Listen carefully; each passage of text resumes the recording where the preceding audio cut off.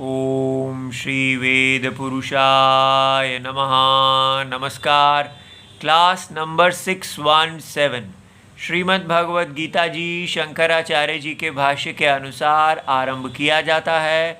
ओम श्री सीता रामचंद्राभ्याम नमः। नमो गुरुभ्यः। ओम अथ काल देवता श्री विक्रमी संवत 2082 आश्विन कृष्ण पक्षः पंचमी उत्तरायणं शुक्रवारः भरणी नक्षत्रं वर्षर्तुः। ओम तत्सत् श्री शंकराचार्याय गुरवे नमः।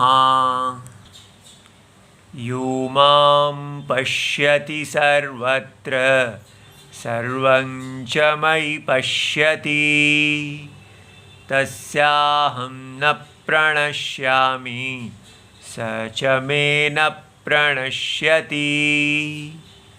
अध्याय नंबर 6 और श्लोक नंबर 30 और पुस्तक है Gita press Gorakhpur, book number 10, Shankaracharya ji के भाष्य वाली भगवत गीता जी। अच्छा जी, तो इस समय जो श्लोक चल रहे हैं ये सारे के सारे शास्त्र का उपसंहार, कंक्लूजन है। अर्थात यहाँ पर एक आत्मा की यात्रा समाप्त होती है। उसका पूरा जन्मों जन्मों का जो व्रत है, जैसे कोई तीर्थ यात्री निकला हो तो वो अपने देवता को प्राप्त, तीर्थ को प्राप्त कर जाता है, उसको यहाँ बताया जा रहा है। तो हमारा कौन सा तीर्थ है? हमारी तीर्थ यात्रा वेद चक्षु खुलने से आरंभ होती है। जब हमारे वेद चक्षु खुलते हैं तो हमें क्या पता चलता है कि हम यहाँ पर एक ही देवता है। सर्वत्र सारे जीवों में, सारी ये सृष्टि को धारण करने वाला एक देवता परमात्मा है। और वो परमात्मा सहस्राक्ष सहस्रपाद, अनंत आँखों वाला और अनंत पैरों वाला, अनंत अंगों वाला, अनंत शरीरों वाला,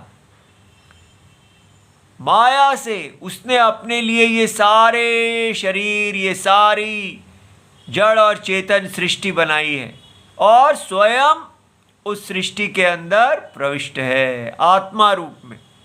ये दृष्टि कहीं नहीं है, ये दुर्लभ वेद दृष्टि है। और इस दृष्टि के आधार पर हमारी तीर्थ यात्रा आरंभ हो जाती है।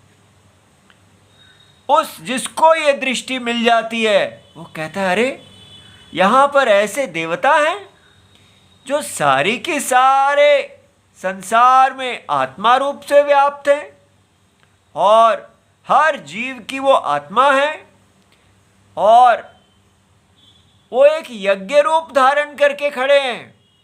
हम सारे जितने जीव हैं वो सब एक ही आत्मा के रूप हैं और उन्हीं के शरीर के अंदर हैं। अब देखिए ये कितना बड़ा ज्ञान है। यहाँ से तीर्थ यात्रा आरंभ होगी। क्या तीर्थ यात्रा आरंभ होगी? हमें कहा जाएगा कि आप अपने अपने अंग को धारण कर लीजिए। यदि आप ब्राह्मण पिताजी के घर में पैदा हुए हैं तो आपको भगवान नारायण का सिर बन जाना चाहिए। भुजा बन के पैदा हुए हैं तो क्षत्रिय बन जाइए।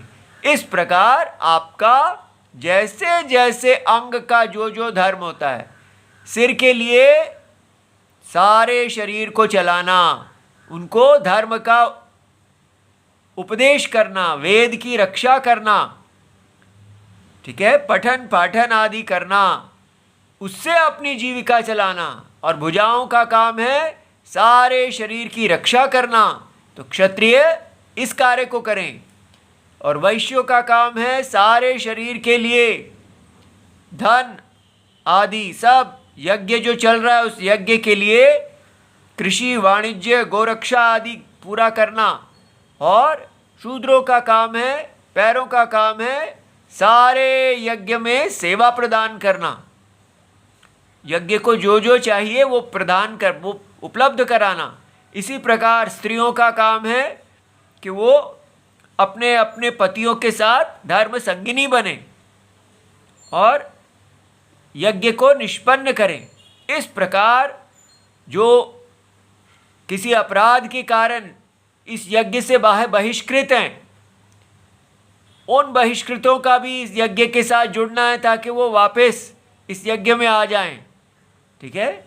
और जो बाहर कहीं पैदा हुए हैं वो भी धीरे धीरे इस यज्ञ के सामान्य धर्म का पालन करें। तो विशेष धर्म है, सामान्य धर्म है, इस प्रकार ये देवता सबको धर्म में नियुक्त करते हैं। और ऐसे धर्म में नियुक्त हुए इस देवता का आराधना करते हुए कर्म योगी बनकर सदा पूरा भारत देवता की आराधना में जुटा हुआ होता था। और अपने अपने स्वे स्वे कर्मणि, अपने अपने कर्म, अपने अपने स्वधर्म के कारण के द्वारा वह इस देवता की अर्चना करता था। तम अभ्यर्चे सिद्धिम विंदति, और वो सिद्धि को प्राप्त हो जाता था। क्या सिद्धि? ध्यान की सिद्धि। उनका मन एकाग्र हो जाता था, उनके राग द्वेष दूर हो जाते थे।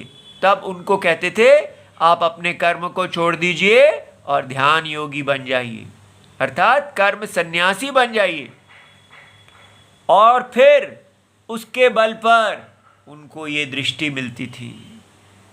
इस दृष्टि में वो स्थिर हो जाते थे और ये मोक्ष है। अब ये देखिए, इसके वाक्य सुन के आपको इतना आश्चर्य होगा, कैसी विचित्र दृष्टि भगवान ने कही है। एकस्य आत्म ऐकत्व दर्शनस्य फलम उच्यते। जो पिछले श्लोक में भगवान ने कहा सर्वभूतस्थम आत्मानम, अपने आप को व्यक्ति सारे जीवों की आत्मा रूप से देखता है। तो ये देखिए, यही यज्ञ के देवता हैं, ठीक है। ये यज्ञ के देवता सारे जीवों के आत्मा हैं, तो वो अपने आप को यज्ञ का देवता देखता है। दूसरी बात, सर्वभूतानि च आत्मनि, और सारे जीवों को आत्मा के अंदर देखता है। तो ये दोनों चीजें, आत्मा को सारे जीवों के अंदर और जीवों को आत्मा के अंदर, ये ही सारा विचित्र बात है। ये ऐसे देखना एकत्व है, अर्थात जीव और ईश्वर का भेद ही खत्म हो जाता है। जो तीर्थयात्री तीर्थ अपने देवता के दर्शन के लिए जा रहा था, वो देखता है कि मेरे में और मेरे देवता में कोई भेद ही नहीं है, एक ही परमात्मा में ये यात्री भी था, और यात्री जिस देवता के पास जा रहा था वो भी थे। लेकिन ऐसा जादू हुआ कि जब देवता के दर्शन किए तो दर्शन करने वाला और दर्शन किया गया, ये भेद ही समाप्त हो गया। जैसे सारा स्वप्न आत्मा में बाधित हो गया। देखा कि ये तो स्वप्न के अंदर यात्रा थी, सत्य में कोई यात्रा है ही नहीं, ठीक है, अभेद आत्मा। तो ये आश्चर्य, हर जगह शास्त्र भरा हुआ है इस आश्चर्य से। अगर भारत की संस्कृति को आप कहते हैं महान है, तो वो इसी कारण महान है। ये जो महान दृष्टि है, ये भारत को सारे पूरे ब्रह्मांड से अलग करता है। देवता भी मनुष्य जन्म इसलिए चाहते हैं कि वो यहाँ पर इस मोक्ष को प्राप्त कर सकें। कहीं नहीं है ऐसा मोक्ष। ये देखिए भगवान क्या कह रहे हैं, यो माम पश्यति सर्वत्र। जो मुझे सब जगह देखता है, सर्वम च मयि पश्यति, और सब कुछ मुझ में देखता है। ये कितनी अजीब बात है। और लोग इसका ट्रांसलेशन कैसे लेंगे कि उनको हर जगह भगवान कृष्ण ही दिखने लगे, और ये उनको एक योगिक विजन, ऐसी दृष्टि प्राप्त हुई, वो जहां देखते थे उनको कृष्ण ही दिखते थे। किंतु यहां भगवान शंकराचार्य जी से देखिए वो इसका क्या अनुवाद कर रहे हैं, क्या अर्थ दे रहे हैं। यो माम पश्यति, जो मुझको देखता है। कौन हूं मैं? वासुदेवम। ठीक है, तो वासुदेवम कौन जी? सर्वस्य आत्मानम। इसलिए यहां पर कृष्ण अवतार पुरुष की बात नहीं चल रही। ये नहीं कि आप भगवान कृष्ण के विग्रह को देखने लगेंगे हर जगह। यहां उस भगवान कृष्ण के विग्रह को धारण करने वाले परमात्मा की बात कर रही है, किया जा रहा है। और वो केवल भगवान कृष्ण के ही विग्रह को धारण नहीं कर रहे, सर्वस्य आत्मानम। सो भगवान जब भी अपने आप को मैं कहते हैं तो भगवान अपने आप को सर्वात्मा कहते हैं कि मैं वासुदेव शरीर में, या जिसमें सब वास करते हैं, सारे प्राणियों को वास देने वाला आत्मा हूं। सारे स्वप्न की आत्मा, सारे प्राणियों की आत्मा मैं। तो ये बात पक्की कर लेना, जब भी भगवान कृष्ण या राम जी आदि सब मैं का प्रयोग करते हैं भगवान, तो मैं का अर्थ होता है सर्वात्मा। तो यो माम पश्यति, कहां देखता है इस सर्वात्मा को? बताइए, सर्वात्मा कहां देखी जाएगी? सर्वात्मा, सर्वात्मा सर्वत्र। ये जो हमारे भारत में कहते हैं भगवान कण कण में व्याप्त हैं, राम जी कण कण में व्याप्त हैं, तो कण कण में कैसे व्याप्त हैं? आप एक साइंटिस्ट को कहो, ये देखिए ये एक मिट्टी का पार्टिकल है, इसको एग्जामिन करो, माइक्रोस्कोप लगाओ या जो भी है उससे देखो, क्या इसके अंदर राम जी हैं? क्या इसमें वासुदेव जी हैं? क्योंकि ज्ञानी पुरुष वो है जो माम पश्यति, सर्वात्मा को सर्वत्र। तो सर्वत्र माने वो आप कहीं भी देखेंगे आपको भगवान वासुदेव मिलने चाहिए। तो साइंटिस्ट को क्यों नहीं मिलते? साइंटिस्ट कहते हैं मैं अभी देखता हूँ, ये है डस्ट पार्टिकल, मैं इसके अंदर देखूंगा, उसको इलेक्ट्रॉन, प्रोटॉन और पता नहीं क्या क्या मिलने लगता है, लेकिन उसको वासुदेव क्यों नहीं दिखते? क्योंकि वो दृश्य को स्टडी कर रहा है, वो अपनी आंखों से ऑब्जर्वेशन और अनुमान के द्वारा दुनिया को देख रहा है, वो दृश्य को देख रहा है, दृष्टा को देख ही नहीं रहा। इसलिए कौन है भगवान वासुदेव? आत्मा। तो आत्मा तो अलग है और दृष्टा अलग है, दृश्य अलग है। दृश्य को साइंस देखती है, दृष्टा को वेद बताते हैं, ऐसा नहीं। दृष्टा के अंदर ही ये सारी साइंस की दुनिया है। यही आपको समझना है, साइंस क्यों नहीं जान पा रही है हमारे दृष्टा को। साइंस छोड़ो, हम हिंदू ही क्यों नहीं जान पा रहे हैं? क्योंकि हम अपने वैदिक दृष्टि को ही छोड़ के बैठे हुए हैं। इसलिए अपने वेद को जानिए। दृष्टा कौन है? स्वप्न का आत्मा। स्वप्न के आत्मा के अंदर जो दुनिया दिखती है उसके अंदर साइंस है। आप स्वप्न के अंदर रिसर्च करेंगे तो वहाँ की आँखों से, वहाँ के अनुमान प्रमाण से आप वहाँ की आत्मा को नहीं ढूंढ पाएंगे। तो फिर स्वप्न, कैसे स्वप्न के अंदर आत्मा को ढूंढें? स्वप्न के वेद चक्षु खोलने पड़ेंगे, ज्ञान चक्षु, जो आपको कहेंगे कि ये सारा दृश्य दृष्टा के अंदर है। तो आप दृष्टा में देखेंगे, हाँ अरे ये देह जो है ये तो इंद्रियों के द्वारा व्याप्त है, ये इंद्रियां तो मन के द्वारा व्याप्त है, और ये मन तो बुद्धि के द्वारा व्याप्त है, और ये बुद्धि जिसके द्वारा व्याप्त है वो वासुदेव है। ठीक है, इसलिए तो इतना करने से पता चल जाएगा नहीं, इसीलिए कहा ये यात्रा कहाँ से आरंभ करनी है। ये वासुदेव जो सबकी आत्मा है वो यज्ञ रूप हैं। आजकल के हिंदू यज्ञ नहीं करना चाहते, वो कहते हैं भाई जैसे फिजिक्स है, वो ये नहीं पूछती क्या ब्राह्मण हैं, क्षत्रिय, वैश्य हैं, कोई भी आता है उसको फिजिक्स पढ़ाई जा सकती है क्योंकि वो सत्य है।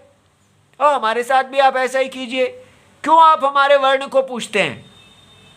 क्योंकि हम आपको फिजिक्स नहीं पढ़ा रहे हैं, हम आपको यज्ञ तीर्थ यात्रा करा रहे हैं।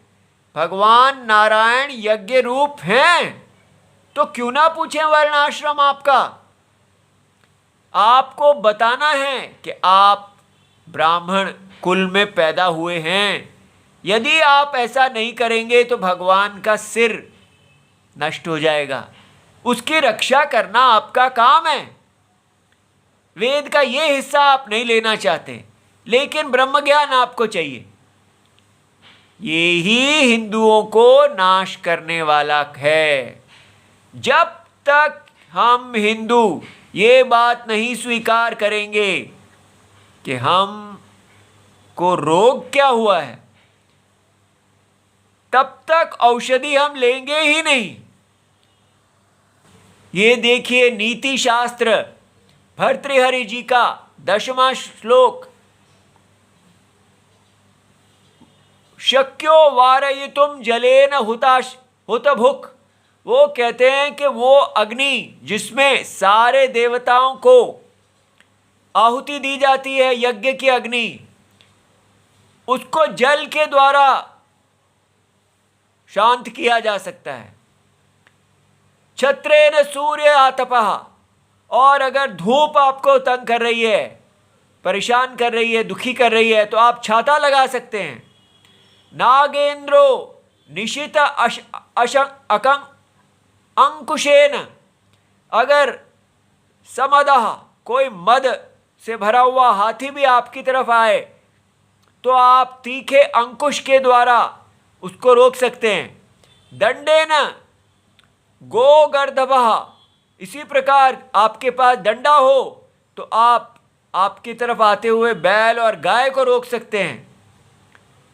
व्याधि भेषज संग्रहश्च, कोई बीमारी हो तो आपके पास जो दवाइयों का संग्रह है उससे आप उसका उपचार कर सकते हैं। विविधैः मंत्र प्रयोगैः विषम, और अगर आपने जहर भी ले लिया है तो उसको आप मंत्र प्रयोग के द्वारा उसका उपचार कर सकते हैं।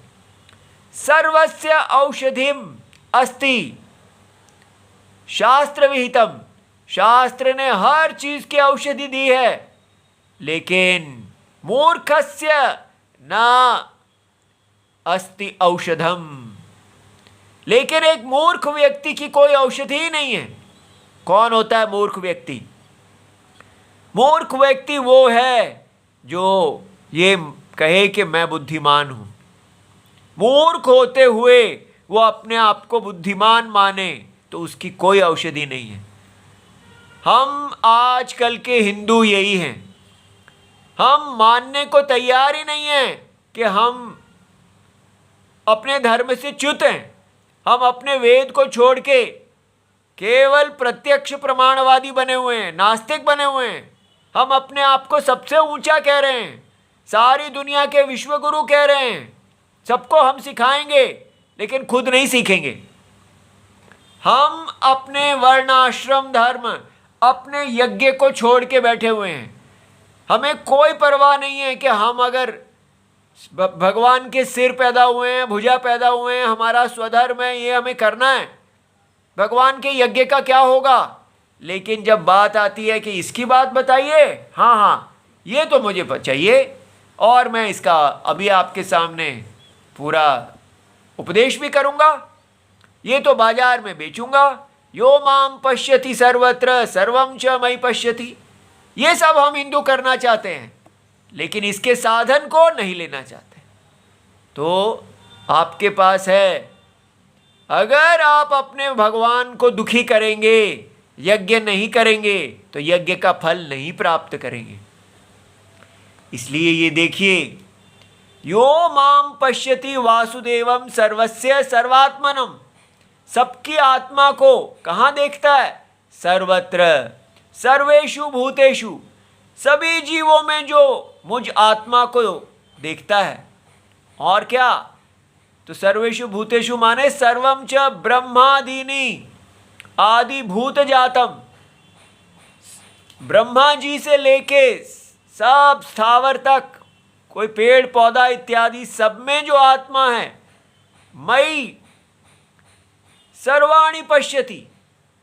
ठीक है, सो यो माम पश्यति सर्वत्र सर्वं च मयि पश्यति। दूसरा साइड कि सारे जीवों की आत्मा मैं हूं और ये सारे जीव मुझ में ही उत्पन्न होते हैं, मुझ में ही रहते हैं और मुझ में ही चले जाते हैं।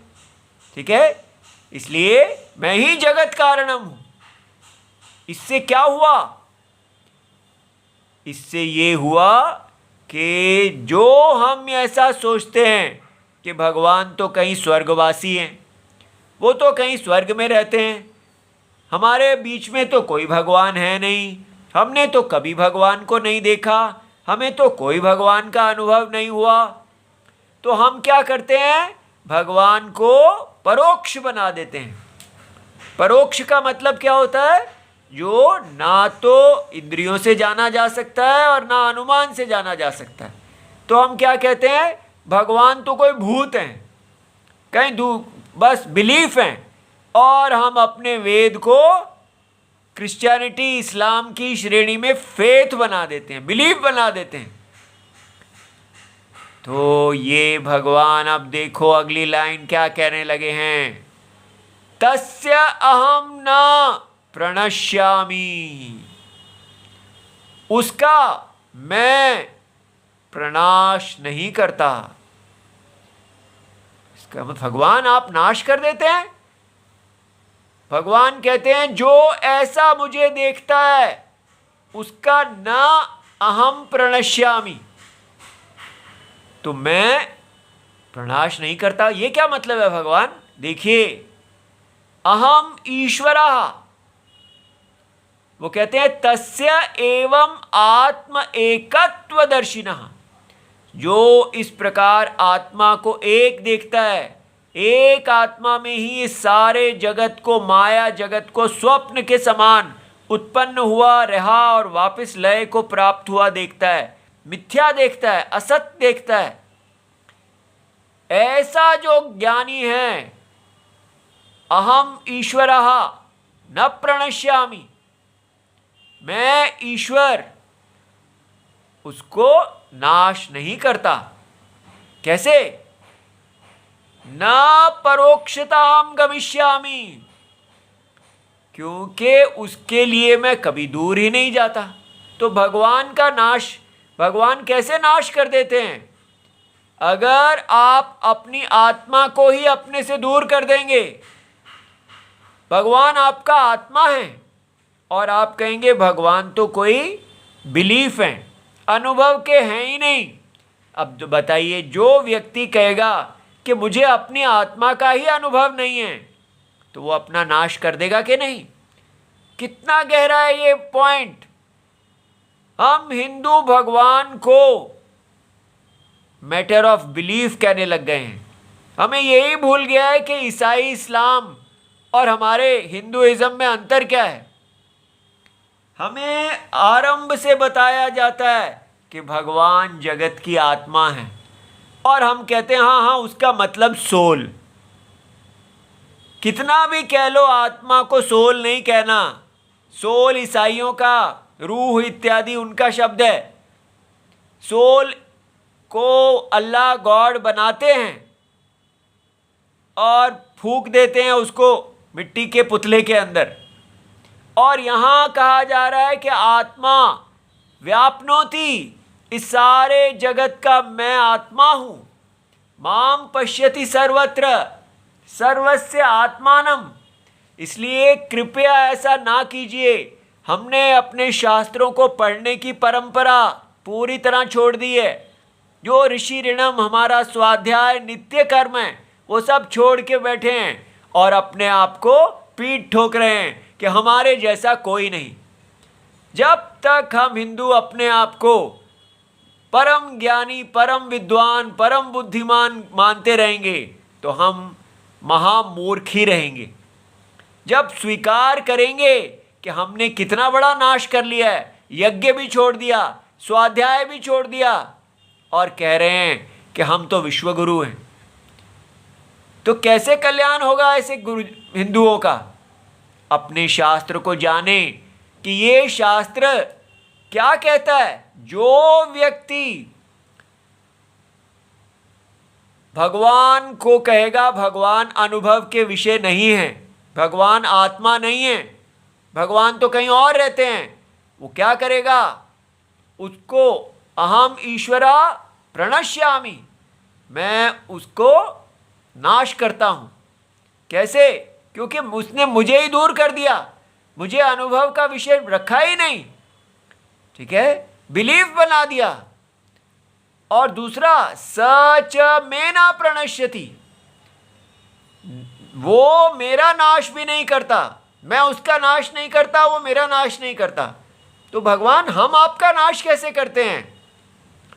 सच विद्वान मम वासुदेवस्य न प्रणश्यति, माने वो विद्वान जो है वो मेरा नाश नहीं करता। कैसे? ना परोक्षी भवति, क्योंकि वो मेरे से कभी अनुभव से दूर जाता ही नहीं। इसलिए ना मैं उसका नाश करता हूं ना वो मेरा नाश करता है। दोनों का अर्थ क्या समझना है कि जब आप भगवान को परोक्ष बना देंगे, अनुभव का विषय रहेंगे ही नहीं, तो ही भगवान का भी नाश हो गया और आपका भी नाश हो गया। क्योंकि आपने आत्मा ही भगवान है, आत्मा ही जीव है। जीव को भी आपने कह दिया कि वो भगवान नहीं है, जीव जो है अनुभव का विषय ही नहीं है। तो फिर क्या हुआ? परोक्ष कर देने से, आत्मा को परोक्ष करने से आपने भगवान का भी नाश कर दिया, अपना भी नाश कर दिया। तो भगवान ने आपका नाश कर दिया, आपने उनका नाश कर दिया, ऐसा समझना है। आत्मा को परोक्ष देने का इतना बड़ा फल है। कैसे? क्योंकि जैसे ही आत्मा को आप परोक्ष कर देते हैं, भगवान को परोक्ष कर देते हैं, तब आप क्या हो जाते हैं? आप केवल देह रह जाते हैं। भगवान दूर तो इस्लाम और क्रिश्चियनिटी बन जाता है ये। और फिर क्या होगा? वैदिक धर्म खत्म या बाजार। और फिर अगर वैदिक धर्म खत्म हो गया तो फिर रह क्या जाएगा? केवल बस अपने संगठन बना बना के भगवान की अपनी पूजाएं करते रहो। सिर का काम ना करो, भुजा का काम ना करो, वर्ण आश्रम धर्म का नाश। तब क्या होगा? तो यही नाश है, अपना नाश यही होता है कि जो व्यक्ति वैदिक धर्म को छोड़ देगा और अपने ही हिसाब से कि मैं भगवान की पूजा कर रहा हूँ बस, और मेरे को भगवान मेरे बाजार में बड़ी वृद्धि दिलाएंगे, मेरे को अमेरिका भेज देंगे और मुझे वहाँ बड़ी पैसे मिलेंगे, भगवान बड़े अच्छे हैं, मैं सनातन धर्म का प्रचार करूँगा। कौन से सनातन धर्म का प्रचार करेंगे? क्या आत्मा जो है वो यज्ञ रूप है ही नहीं? आत्मा सबका अनुभव है ही नहीं। इसलिए जब तक आप इस बात को नहीं देखेंगे, कितनी भी आप नई भगवत गीता ला के उसका प्रचार करते रहें, आप अपना और भगवान का विनाश ही करेंगे। ये देखिए, तस्य च मम च एक आत्मत्वात्। तो ऐसा भगवान आपने क्यों कहा? क्योंकि मैं और वो दोनों एक ही आत्मा हैं। इसलिए एक ही परमात्मा में जीव और ईश्वर का भेद कल्पित है।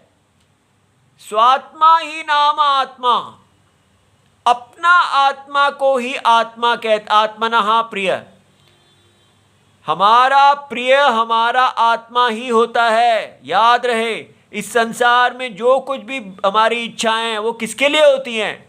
आत्मा की शांति के लिए। हर चीज हम आत्मा की शांति के लिए करते हैं, क्योंकि हमारा सबसे प्रिय आत्मा की शांति, आत्मा ही हमको प्रिय है, इसलिए आत्मा ही हम हैं। इसलिए यस्माच्च अहमेव सर्व आत्म एकात्वदर्शी, ये जो आत्म एकात्मदर्शी है, जो इस प्रकार दृष्टि रखता है कि सब आत्मा है, भगवान कहते हैं वही मैं हूं। तो आत्मज्ञानी ही मैं हूं। कितनी बड़ी बात! ये आत्मज्ञानी जब अपनी आत्मा के अंदर ही, अपनी देह के अंदर रहने वाली आत्मा को ही जगत की आत्मा देखता है और पूरे जगत को इस आत्मा के अंदर देखता है, तो वो कहते हैं ये आत्मज्ञानी ही अहमेव। देखिए हम किस भूमि में रहते हैं, कितने बड़े हैं हम, और सब छोड़ छाड़ के नालायक बने हुए हैं। रोना आना चाहिए और हमको वापस नारायण के पास जाना चाहिए। ओम नमो भगवते वासुदेवाय। प्रणाम।